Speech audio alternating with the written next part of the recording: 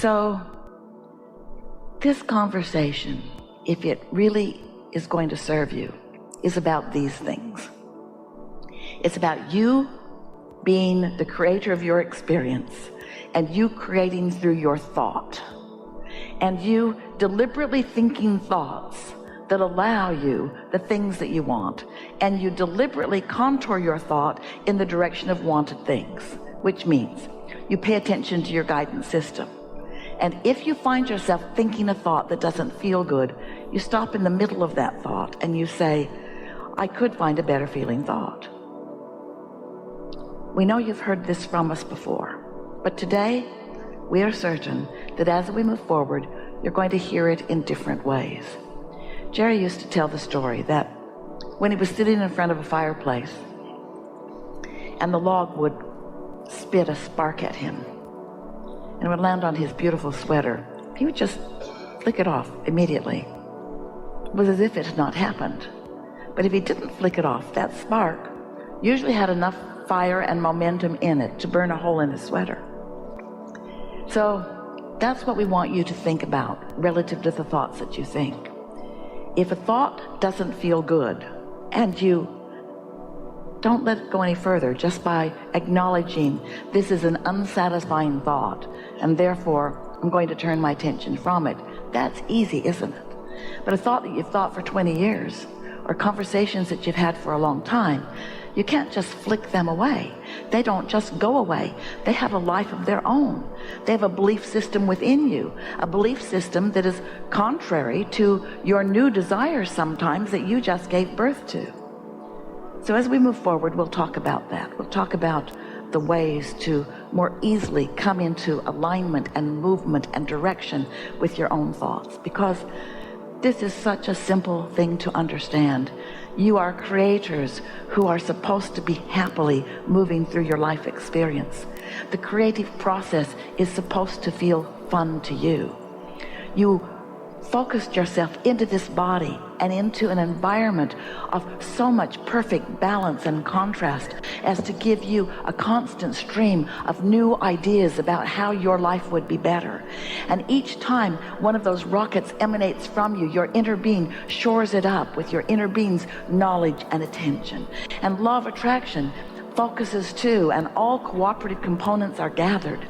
And the momentum of your desires becomes more and more in this vibrational reality. And while you can't see them because they haven't come into translation enough that you are translating them with your physical senses, you're not yet translating them with your eyes or your ears or your nose or your fingertips or your tongue. They are not that vivid yet, but they are becoming, and you can translate them with your emotions. You can feel the satisfaction of them. You can feel the enthusiasm of them. And if you don't do anything, if you don't think thoughts that bring discouragement instead of satisfaction, that bring fear instead of satisfaction, that bring doubt instead of satisfaction, if you don't let yourself go into those doubtful places, then this momentum of your new desire will gather enough momentum that it will begin to flow to you in a way that you can't miss it. But you've got to be in the receiving mode. You've got to be tuned to that receiving mode. And when you are, then the idea will occur to you and your enthusiasm for it will grow that much more. And then another idea and another and another and another. And you will stand witness to the creation, to the manifestation, to the physical becoming, to the coming together, to the thoughts turning to things of your own creations. And that's what you came with full intention to do. You're getting so much of that right, and just a little bit of it you are confused about, because you've come to believe that just because something is, it should be considered and that you should give it your attention. You've trained yourself to be objective about things, to be so balanced. I must weigh the pros and the cons and the pluses and the minuses. But you don't realize that you work for yourself and against yourself and for yourself and against yourself when you are considering the things that you do not want. Of course, contrast is there, and you will see things that you do not want. And when you do, what you do want will become clear for a moment. And so the whole key to living happily ever after and to getting what you want is to just lean in the direction of your desires. Lean and feel for the satisfaction factor. And as you find it, step steadily, what begins to happen is things begin to occur to you. We've been talking to you for a while. Esther's been receiving our blocks of thought and translating them into the physical word equivalent. And we've written many books and talked to many of you in many different cities over time. And in all of those words, the theme that we've been offering to you primarily is this. There is a law of attraction, and you get what you think about, whether you want it or not. So paying attention to what you're thinking about matters. Law of attraction is responding not just to you, the personality that you know as you, but law of attraction is responding to the non-physical inner being you. So when you in your physical form launch a rocket of desire, your inner being takes hold of it, and law of attraction responds to that you as well as this you. And the vibrational variance between what your inner being is asking for on your behalf, which is always pure positive energy, and what you are doing about the same subject, which may or may not be pure positive energy, is what equals your emotional guidance system.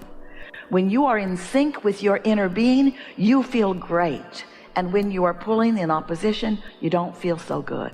And that's why we're wanting to turn your attention toward the idea of satisfaction. When you move in the direction, in other words, when you say, I would like a new house, and your inner being says, we would like a new house. And the entire universe says, how can we help? And law of attraction says, we'll gather all of the cooperative components. And you say, I would like it to look like this. I would like it to feel like this. When I live in it, I would like to feel like this. So much information is contained in that brief statement, because you've lived in a lot of houses, and you've lived a lot of knowing what you don't want and knowing what you do want. And so without you giving too much time or really attention to this subject, off you go. The new house is underway. In fact, it has been for quite a while. So then you complain about the house you've got because you want to justify the new house. And in doing so, you're not in the receiving mode, so nothing moves forward as far as you are concerned. You're sort of stalled out right away. But then let's say you decide you're going to meditate. You do it every day. For 15 or 20 minutes, you quiet your mind. You stop all thoughts. You stop all resistant thought. And as you meditate, your vibration rises. And as your vibration rises, you become vibrationally equivalent with your inner being and your inner being's knowledge about your new house. And now you are in vibration alignment with your own desire. Now ideas begin to flow to you because you're in the receiving mode of what your inner being knows about this. And you find yourself collecting data. You're in the right place at the right time. Things just start falling into place for you. Ideas start flowing. And when they do, because you were in the receiving mode, it gives you life. It's life-giving to you. You feel exhilaration about it. It feels really good to you. While you're in the receiving mode and those ideas are streaming to you, you don't maybe realize it, but your vibrations are turning to thoughts, and your thoughts are turning to things, and you're standing on the brink, on the brink, on the brink, on the brink of the next and the next and the next and the next and the next. And that's all that is required for your new house to become a reality. Now you may be thinking, what about the money? And your inner being is thinking, already got that covered. And then you're thinking, I don't see how that is. And then your inner being says, you don't need to see it, just know it. And you say, I need to see it to believe it. And your inner being says, that's your problem. You got to believe it and then you'll see it. And then you say, well, show me something. And your inner being says, now you're in doubt. This time is done. Now you're discouraged because you're living in that crappy house. Got yourself all jacked up about a new house, and now can't even imagine being there. In fact, you're so disappointed that everything about your house is annoying you. Television isn't working today, and neither is the air conditioning. In other words, one thing after another. So you sort of get the sense of what we're talking about.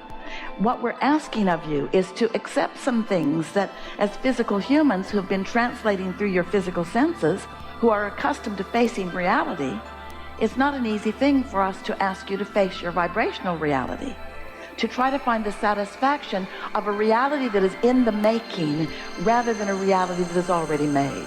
And we also want you to hear that it's your attention to the reality that is already manifested that keeps you from allowing the reality that is in the making to come into your experience.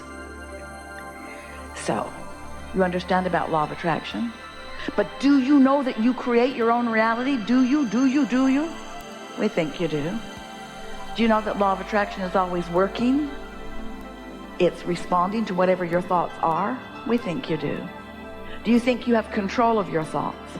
We don't think that you think you've got control of your thoughts. And the only reason is because you're more observant than you are caring about feeling satisfied.